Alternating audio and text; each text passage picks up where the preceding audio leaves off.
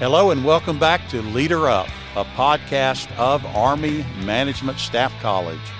Leader Up is a professional conversation where we discuss a broad range of leadership and leader development topics with an emphasis on the Army civilian professional.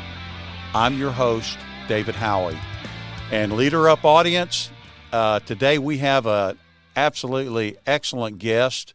I'm really excited about having this gentleman with us today and about the conversation we're going to have about leadership and just some other exciting, fun topics. And our guest, I'll introduce him now. This is Command Sergeant Major Shawn Carns. And Command Sergeant Major Carns is the Command Sergeant Major of 1st Corps. And so, Command Sergeant Major Carns, thank you so much for being with us today on Leader Up. I really look forward to talking with you today. Hey, thank you, David, and to your Leader Up podcast. And I'm very excited to be able to talk to you and the audience about leadership today. And I want to start, Sergeant Major, with maybe a little bit of your background, kind of your journey to being in the United States Army, your background, some of the things you've done, and then maybe what got you into the Army when you first decided to enlist? Right. No, I appreciate that. So I enlisted in the Army in 1992. And how did I come to coming in the Army? So on my father's side, a lot of my aunts and uncles have been in the military, Air Force, Army, Navy. So I just had a knack, like, hey, I wanted to be in a service. And so it was interesting. When I first come in, my uncle was in the Air Force and a good friend of mine went in the Air Force. And I said, hey, I'm going to try Air Force. I didn't know the big differences yet. I was still, coming out of high school. And so I was like, okay, let me go check out the Air Force. So, I was checking out the Air Force and everything like that. And one day I happened to go in the recruiting office. This was after a couple, dialogues with the Air Force. And I was walking in the Air Force, recruiter, he wasn't there. So I was walking out and the Army, recruiter standing by his door. He said, hey, so what you doing? I said, I just got, the Air Force, recruiter's not down there. He goes, hey, did you ever think about the Army? And I said, no, but it's not out of my, realm. And he goes, come on in here. And he goes, hey, in the Air Force, we in the Army, we have this big book of all these MOSs, right? And he said, what do you like to do? And I said, I love being outside. As probably you did too when you were growing up. We love to be outside, running around the woods. He goes, I got the perfect MOS for you. He played the Airborne Ranger video for me. David, hook, line, and sinker. I was like, where do I sign on the dotted line, right? He was like, I was probably his easiest recruit ever. So I go, basically sign the Army. The Air Force guy, he was all upset that the Army stole me, but I didn't care. I was excited to come in the Army, be, in the infantry, Airborne Ranger. So it was an exciting time for me. So I enlisted in 1992 and so go through basic training. And so, they say, hey, you're going to be an 11 Mike. After, everyone knew there was 11 Bravos, 11 Mike. And I had no clue what 11 Mike was. Besides, they had to deal with this big tank that I thought was a tank. Now I understand it's a Bradley, right? And mechanized infantry. And they're like, you go 11 Mike. And I was like, okay, whatever you tell me to do, Drill Sergeant, just like Forrest Gump, right? Whatever you tell me to do, Drill Sergeant. Because I always look at everything as an opportunity to learn and grow. No matter what you do, right? Everyone, when they try to do some changes or something that they might not like, they get the negative mindset. Instead, create a positive mindset and use it as an opportunity. So I go from basic training down to Fort Hood, Texas, and enjoyed my time down there, working, with the Bradleys, working with, the mechanized infantry, learned a lot, about, leadership, what to do, and obviously what not to do, because obviously the deal. There's some leaders out there, you look at them, you're like, okay, I don't want to do that, right? And then from there, I re-enlisted and went to Fort Bragg, North Carolina, went to airborne school, and went up there to Fort Bragg, North Carolina. Again, a great experience, different experience, going from mechanized to an airborne unit, different experience. So I enjoyed my time up there, especially, they're always on the go, and I like that. Jumping out of aircrafts, loved it. And, went to Ranger School, went to Pathfinder School while I was at Fort Bragg, North Carolina. And from Fort Bragg, North Carolina, went over to Korea. Again, a lot of people in my ear saying, hey, Korea is horrible, Korea is horrible. And I was like, I'm going to go over there and experience it and use it as an opportunity. I was in the Long Range Surveillance Detachment in Korea under 2ID. And again, got out, seen Korea, enjoyed Korea, loved Korea. A great experience. A lot of people don't get that experience. And then from Korea, I came back to the States, and I went to 4th RTB as a Ranger instructor. From being a Ranger instructor, then I went to Fort Carson, Colorado. That was just, 9/11 time period. So, when I was an RI, 9/11 happened. I was supposed to go to Fort Stewart, Georgia.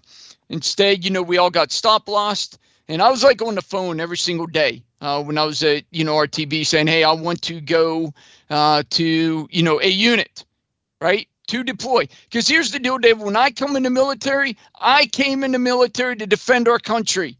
It had nothing to do with money. I wanted to be in the military, and I wanted to defend our country. And this was an opportunity for me to do that. So I was on the phone like every single day for a whole year. And finally, they said, hey, you're going to go to Fort Carson. I didn't even, I was married at the time. I didn't even ask the wife. I said, let's go. And then I was like, hey, where's Fort Carson? I didn't even know it was in Colorado, right? And so I go home and, tell the wife we're going to Fort Carson, Colorado, which she was happy with. She was ready to go into our next assignment.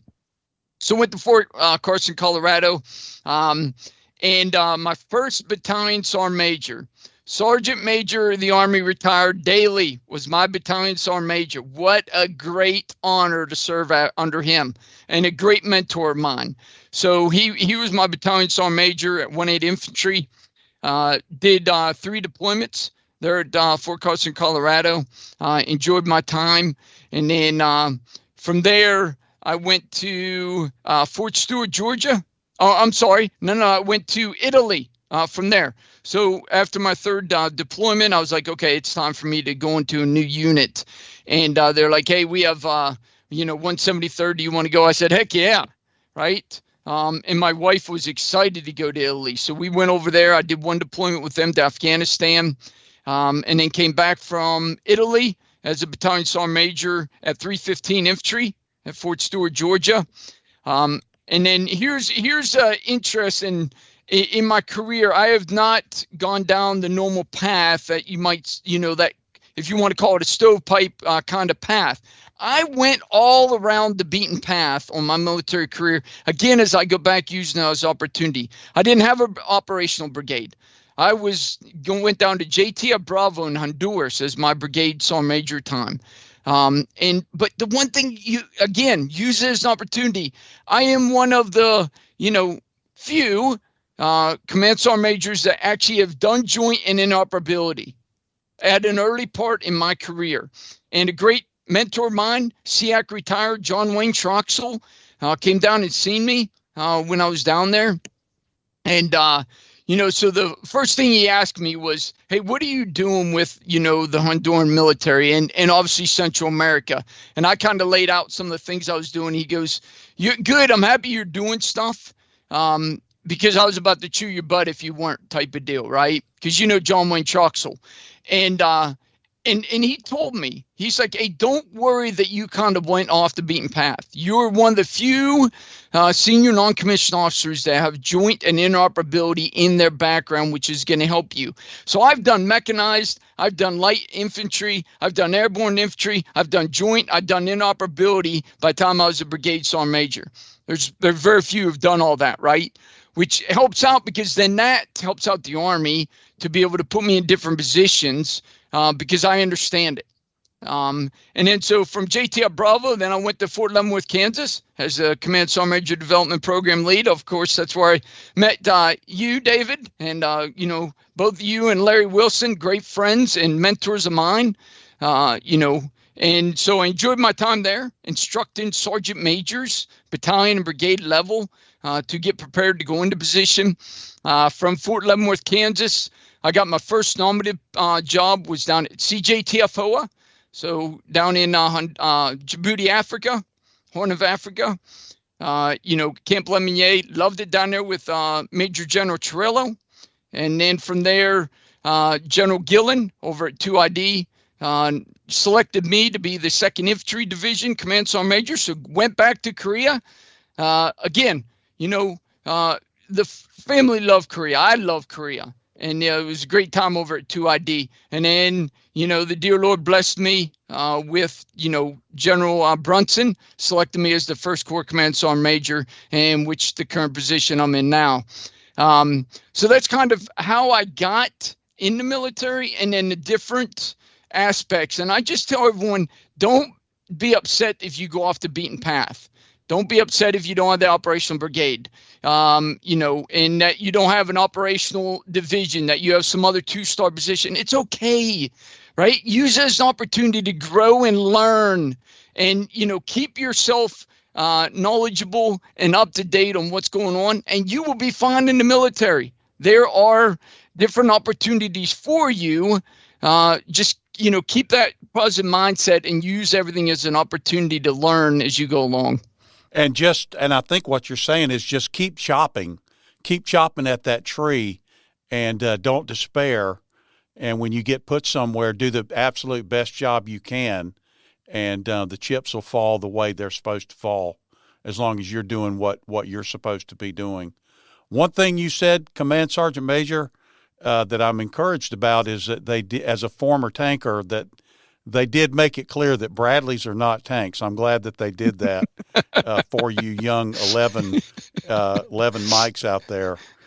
So I want to talk to you today about something. I've heard you talk about this in some of our classes, and the phrase is leadership as a relationship. And so just what does that mean, and what does that look like? Leadership as a relationship. Yeah, so we have the definition ADP 6-22 leadership. But I've taken it a step further, and I say leadership is a relationship built on inspiration, trust, serving and caring for others.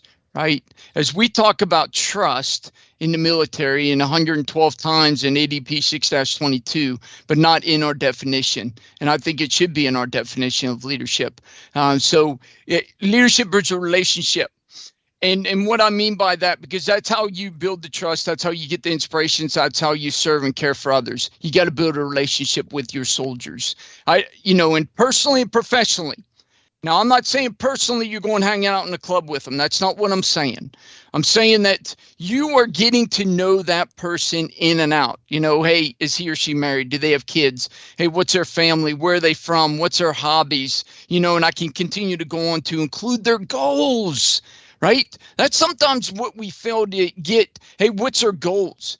Because you help them in meeting some of their goals. Wow, that's powerful.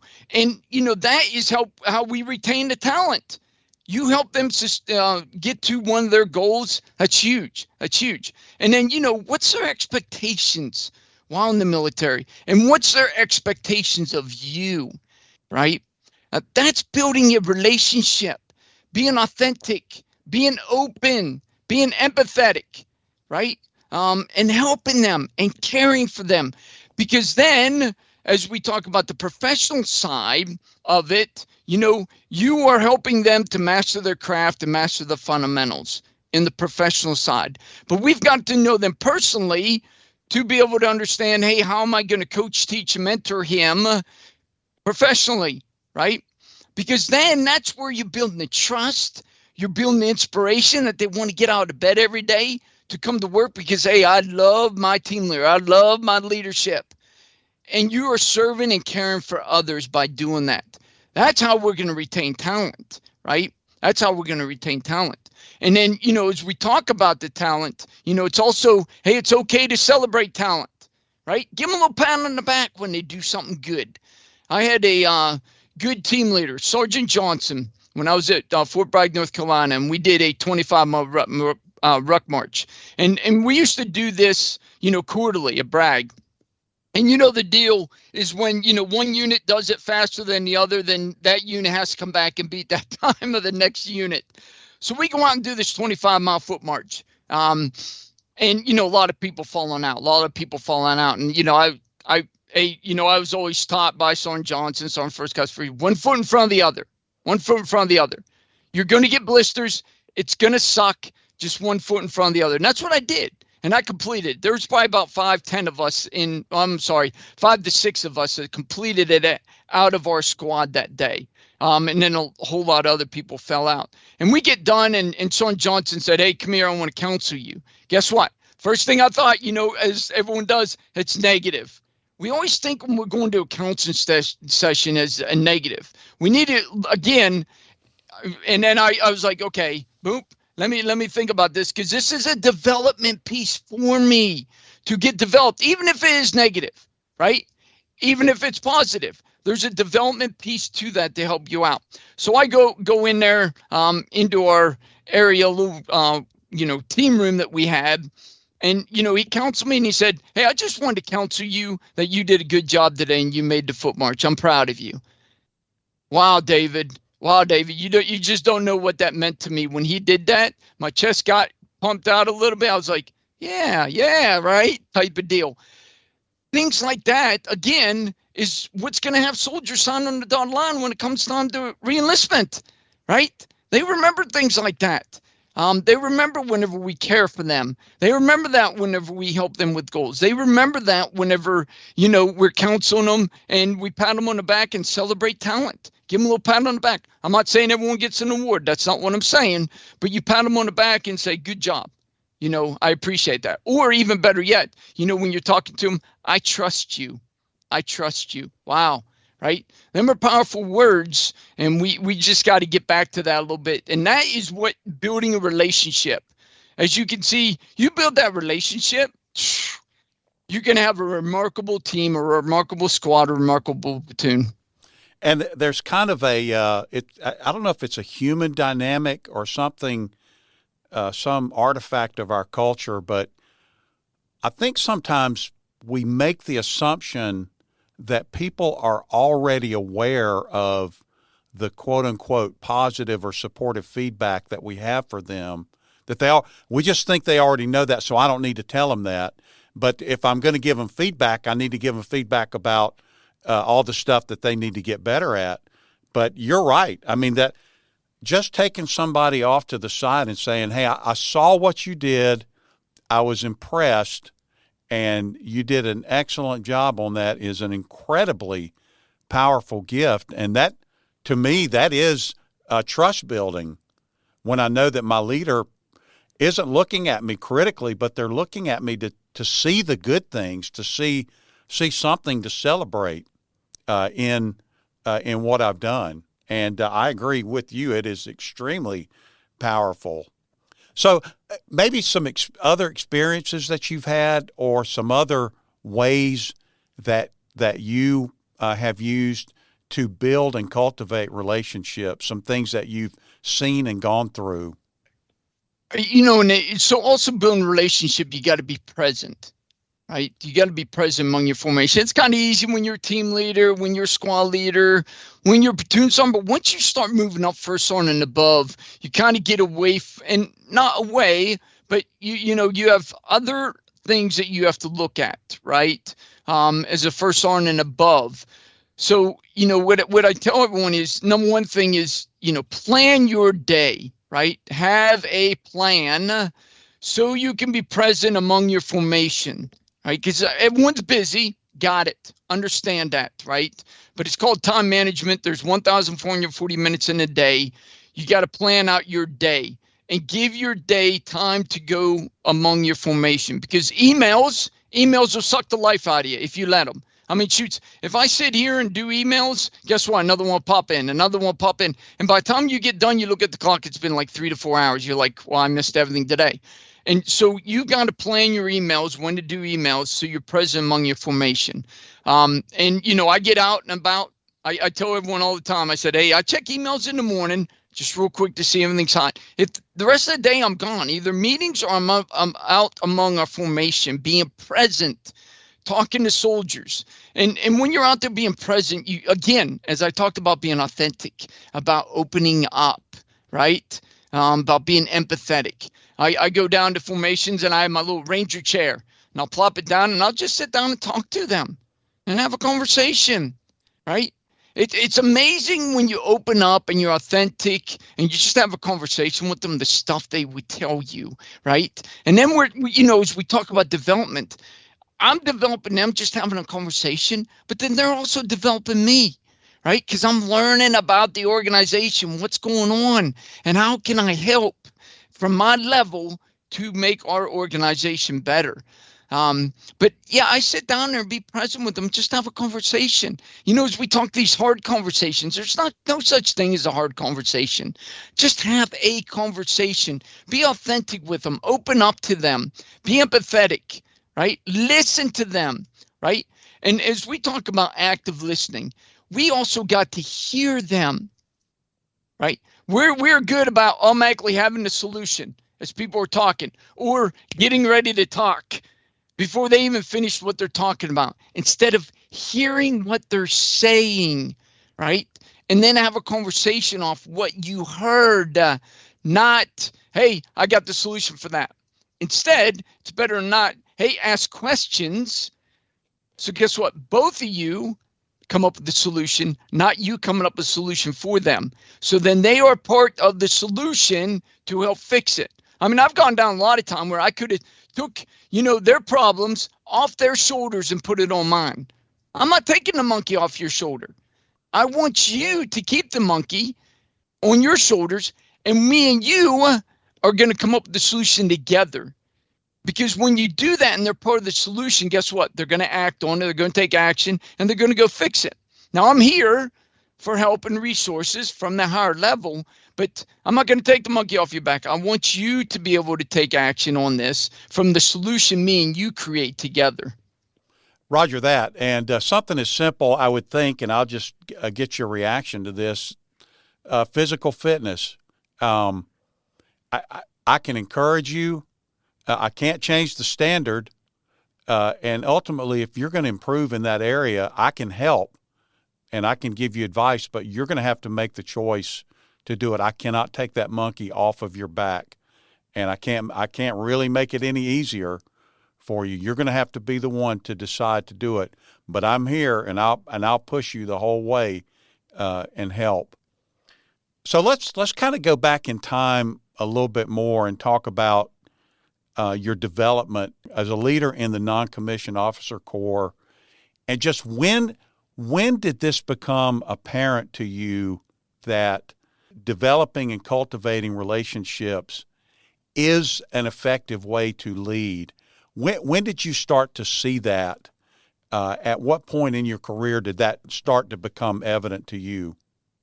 Yeah, and as we get to understand how we develop as leaders, right? So when you become that sergeant, you don't automatically go to, back then it was PLDC, now it's BLC. You don't automatically leave BLC and you're this great leader. It takes time to learn, right? And that's why it's very important for a sergeant to be a master of craft and master of the fundamentals, because he or she is the primary trainer for the master of craft, master of fundamentals. Because now we as squad leaders, platoon sergeants, first sergeants are training you about leadership, right? And so there's a step. You go from there to staff sergeant and learn a little bit more about leadership. And then you go to platoon sergeant and learn a little bit more about leadership, and you continue up, right? As you talk about tactical, you talk about operational, and you talk about strategic levels, right? But each one, you're learning about leadership. But really where I got the light bulb finally went on about leadership, because I was not a good sergeant. I wasn't a good staff sergeant. You might even call it toxic leadership. or counterproductive leadership as we talk about nowadays, right? But when I was in E7, platoon sergeant, the light bulb clicked on, and I started understanding the word care and what that meant. And I learned that from some good squad leaders that I had at Fort Carson, Colorado. They sat me down and talked to me and said, hey, trust us that we can do stuff. Give us the information, give it guidance, and let us go. And the light bulb clicked on, and I was like, wow. Yeah, he's exactly right. And so when I did that, and I continue to do that nowadays, I mean, you're talking about trust, you're talking about empowerment, you're talking about giving them guidance to let them make things happen. Now, the one thing everyone has to remember, though, is, hey, you've got to inspect what you expect. So when I give guidance out, I trust them, I empower them that they're going to take action and make it happen. But guess what? I'm still going to inspect what I expect. Because maybe, hey, they're going down a different road than I thought they were going to go down. So guess what? I'm going to sit them down and be like, hey, why did you go down this way instead of going this way? Because I thought we'd go this way. Well, A, B, and C. That's why I went this way. I'm like, oh, okay, that makes sense, right? I don't try to tell you that. Now, if it's totally wrong, then I'll be like, hey, it's probably better to go this way, and this is the reason why. But we automatically want to go down and say, hey, you need a shift. Instead of talking to them, asking questions, why did something happen, and why are you doing it that way? Because guaranteed they're doing something. You just need to find out why they did it that way instead of the way you thought it should be done, because their way is just as effective in getting it done, right? But sometimes we don't do that, sitting down, again, being empathetic, coming into their shoes, asking them questions, why did they do it? Instead, we automatically, want to get upset and, chew butt, which, we shouldn't do it. That's not doing any good. That's shutting people off when you do that. Instead, you got to hear them. You got to have active listening, and you got to ask questions to see why they went down the direction. And then you and him or her develop, hey, okay, we need to go this way instead. Or, hey, your plan was good. That's awesome. Maybe you might want to tweak it this way from my experiences, type of deal. So it took me about 10 years in the military, a platoon sergeant, where I started, really understanding about leadership. Is a relationship building, inspiration, trust, serving and caring for others, and that word care. So it took me about 10 years to really understand leadership. And I think what you're saying is that people have to go through some kind of an experience or an event where maybe they've been humbled a little bit, and then they go back to either platoon sergeant or first sergeant and say, this didn't work out the way I thought it would. Would you please look at what I did and kind of give me a little bit of feedback about what I did and maybe what I didn't do correctly? And they'll listen at that point after they've been humbled a little bit. Yeah, I think you bring up a good point there, and that goes back to the word trust, right? So is my team leader, squad leader, just say I'm a platoon sergeant, is my team leader and squad leader, do they trust me that they are going to come back to me, provide me feedback, or to give me, hey, this is what I've done, and they trust that you are going to help them, point them in the right direction if they have a question, but you're going to accept some of that feedback, right, and be humble and say, okay, yep, I jacked that one up, right? I mean, I even do it nowadays. If I jack something up, I tell all the sergeant majors, yep, I jacked that one up. Sorry about that. Here's the way we need to do things, right? I misread something, or I looked at something wrong, or I put something out that was wrong. I'm all about humbling myself, because no one's perfect. And that's how we learn to get better, is, saying, hey, yep, I jacked it up. I will fix it, and it won't happen again. And if there's trust between leader and led, then the person who's being led, it trusts that leader to come in and be candid and honest and open their heart to them and say, here's the issue. Here's what happened. Help me out a little bit. And if there's not trust, then the person who's being led, they will do anything they can and say anything that they can to not look bad in front of that leader, even to the point of being deceptive or deceitful. and they try to cover up mistakes and that just opens up a whole world of absolutely dreadful circumstances in an organization when people don't trust their leaders enough to come to them and be honest and candid with them. No, I totally agree. And you said a good word is about opening up their heart, right? And, as we talk about being authentic, we tend to speak from our brain. You want to be authentic and you want to be caring and you want to open up and be authentic, speak from the heart, right? Say, I trust you. Thank you. I appreciate everything you're doing. That's speaking from the heart. And be authentic about it. I'm telling you one thing, you talking about some powerful words that soldier were like, wow, that's a caring leader. He understands it and he's here to help me out, or she's here to help me out. Again, that's building the trust, that's building the relationship that they will come and see me and talk to me in the future if they need some help. Or, they can come and provide me feedback and I listen. And I'm like, that's great advice. I appreciate that. I gotta correct myself. Thank you very much. When you do stuff like that, I mean, that's huge. You're like, hey, I just made a correction on the sergeant major, right? Or, I gave him feedback and he listened to me. He heard me and he, appreciated my advice, because then that's going to build his or her confidence in the future when they become leaders to understand, hey, to be humble, because guess what we have to do? Set the example for others to follow. I'd like to ask you about a vignette. This happened to me when I was a young company commander. It's a long time ago. This is 1989. And my first sergeant was a Vietnam veteran, First Sergeant Farrell. He was a great non-commissioned officer. But long story short, soldier was found asleep during CQ. They're supposed to, be awake all night.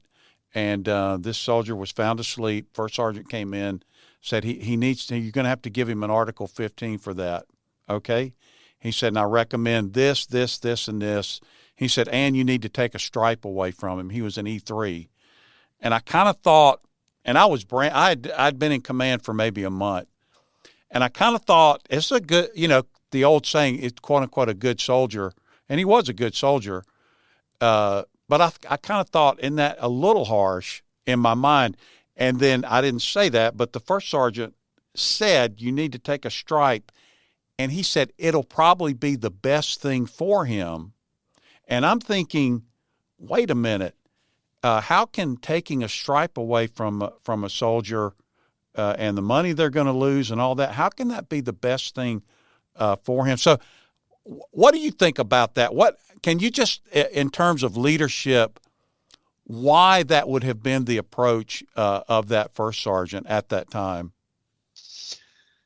Obviously I can't, go into his body and his mind, but the way I would approach that, first is, you catch a soldier and then you talk to them.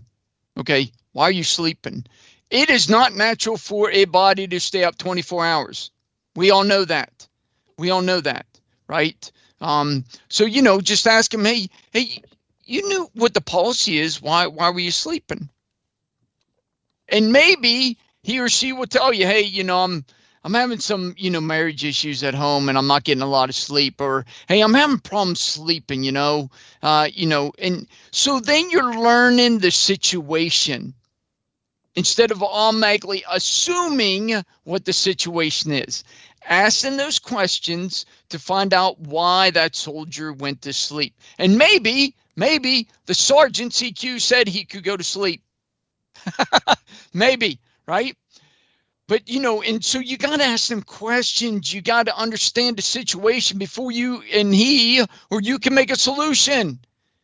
I mean, you don't know the situation in case you're asking them questions. So I'm all about asking questions. Believe me, there's tons of stuff that go wrong. And I always, when I go to the sergeant major, just ask them questions. Hey, why did this happen? And what's going on with it? Explain it to me. And they'll explain to me because they're doing stuff, right?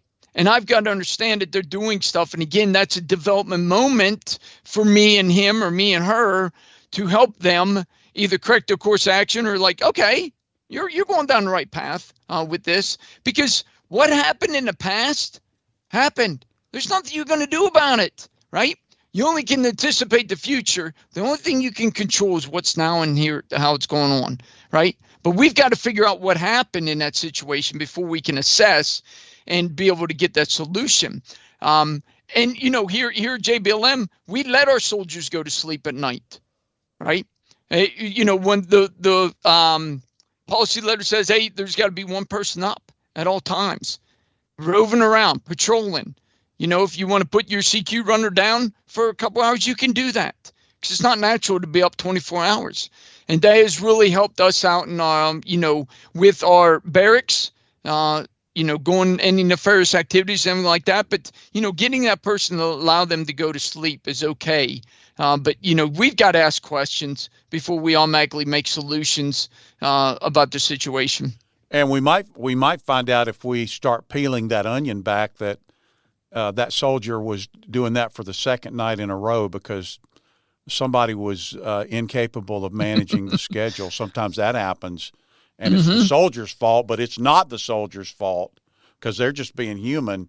And if you make me do this too often, you know, this is what's going to happen. And so, Sergeant Major, I wanted to talk to you today a little bit more about Army civilians. And I'm a member of the Army Civilian Corps, and I know that when you were in SCP, you worked with the civilians there, and I'm assuming that where you're at now, that there's a large number of Army civilians that support the mission of First Corps. And so the question is, how have you seen the role of Army civilians change in the years that you've been associated with the Army? Yeah, I don't know if it changed much, because as you're coming up into formation, I don't think you really start dealing with civilians probably until I was about a first sergeant, maybe a platoon sergeant.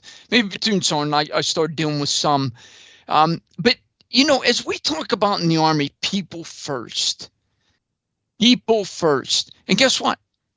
Army civilians are people, just like we're people. We might wear different uniforms right now, but we're people. So dealing with a soldier, dealing with the leader, I deal with the civilians the same way, because we're all people, right? I build relationships with them.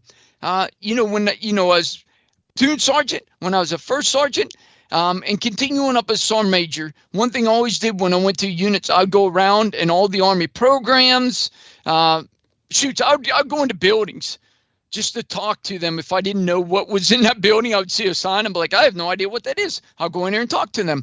And I would go in and just talk to the civilians in there, because a lot of the programs are run by civilians. And just, you know, and they are all about helping. I'll be like, hey, you know, I'm some first class Carns. You know, I'm new to Fort Carson, Colorado. I'm just, you know, I'm trying to figure out exactly what you all do. I'm not quite sure, you know, humble myself, right? And they are more than happy to sit you down and explain what they do and how they can support your organization. It's amazing. And guess what? I'm building the relationship. With them, because guess what? Next time when I need something, I just get on the phone and say, hey, David, this is Shawn over here at, you know, 1-8 Infantry. You remember me? Oh, yeah. What's going on, Shawn? How you doing? Right. And then, hey, well, how can I help you? Psh, I'm in. And they will help you out in a heartbeat, because I built the relationship. But we also have to maintain the relationship. So you can't just go over there one time. Hey, you got to, you know, when you have an opportunity, go back over and see them. Hey, just stop it in. You know, I was in the area and just see how you're doing, everything like that. Hey, I'm doing good.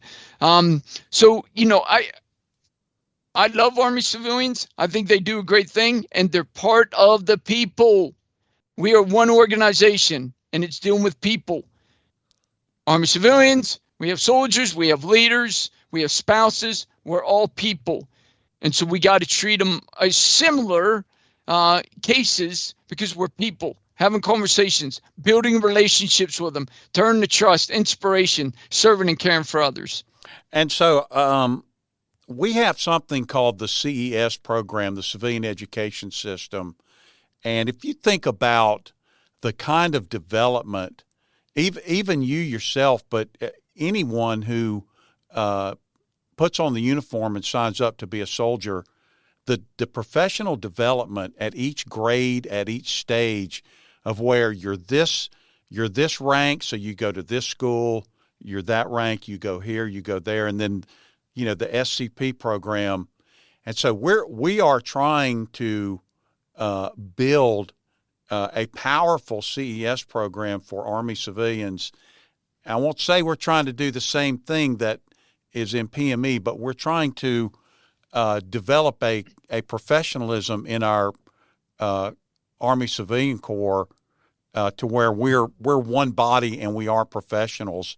And so why for you do you think that's important for us to be inculcated with leadership and maybe even little things like the heritage of the Army? Why do you think those things would be important for those of us who are Army civilians? Well, I think everyone needs to be developed. I mean, you go out in the civilian world, they have a lot of the corporations have development programs to teach you about leadership, because you're not born a leader, right? As they say, you're taught to be a leader, and there's an art and a science to leadership. And again, same thing, civilian, say they never served in the military. They come into an organization, and even in the military or outside the military, you don't automatically jump in and become a manager. You don't jump in and automatically become a leader, right? You've got to learn your craft first. You got to learn the craft, whatever that is that you're going to. Even if you have a bachelor's degree, right, or master's degree, you still got to learn the craft of that organization, all the policies and everything that's going on in the organization, how to teach, things like that, right? So you've got to learn the organization. You got to learn your craft. Then we're going to put you in a manager spot, and that's where you go to your first level of PME in the Army. And you all obviously have the education first level for the managers. So that is where they're taught about leadership, taught about being a manager, a leader, right?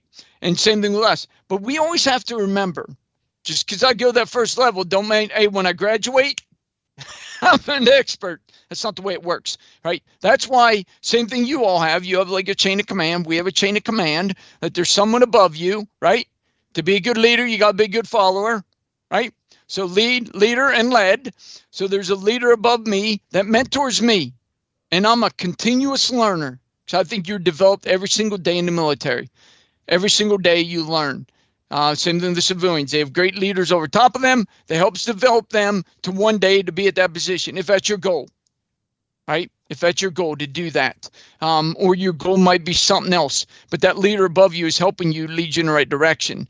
But you got to go through some of that PME to learn the science, right? Like BLC, ALC, SLC are teaching you about the science. Really, you're learning about the art of leadership in your organization as operational development. Those through experience, through failure, and everyone have to understand it's okay to fail. If you've earned that trust with your people, they will have no problem in failing because they know that you're going to be there for them. Pick them up, dust them off, care for them. Care, and point them in the right direction. Right? Same thing in the civilian, right? You go that first one, that's teaching you about the science of it, but it's not teaching you the art. The art is learned at your organization, and then they help you get better at the art of it. And the very last thing that I want to talk to you about today is something I hear people, I used to hear this a lot when I was in the classroom with Army civilians in the intermediate course, they struggle with, and it's delegation.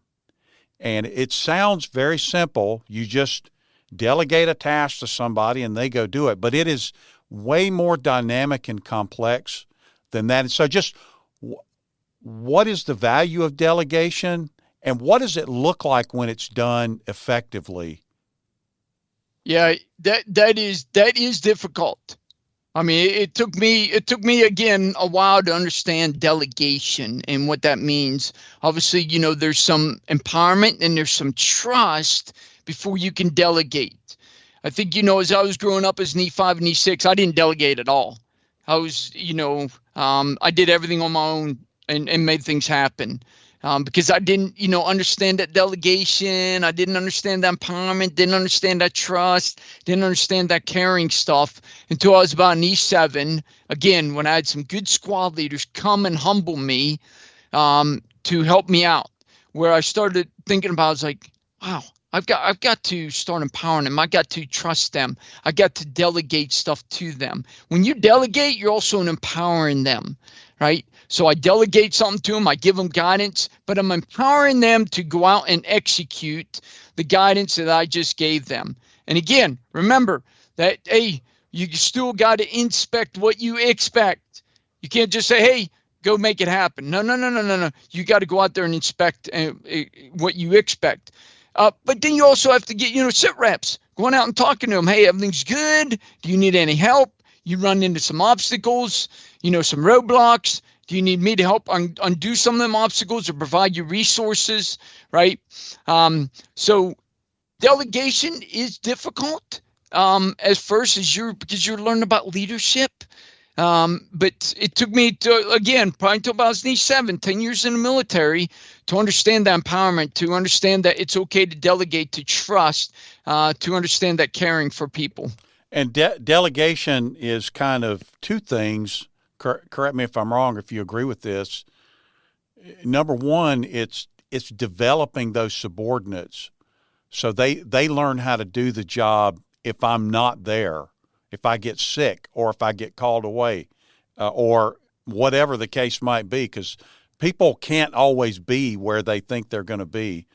So it's number one, it's developing those subordinates. Number two, the way I've always looked at it, it frees me up to do maybe higher level things or maybe more important things, or that it frees me up so that I'm not burning myself out, so that I'm nothing but a burned up old cinder at the end of it. Because like you said, if I do everything, that I know I'm going to get an A+ product, because I'm going to work myself silly making sure that it's done that way.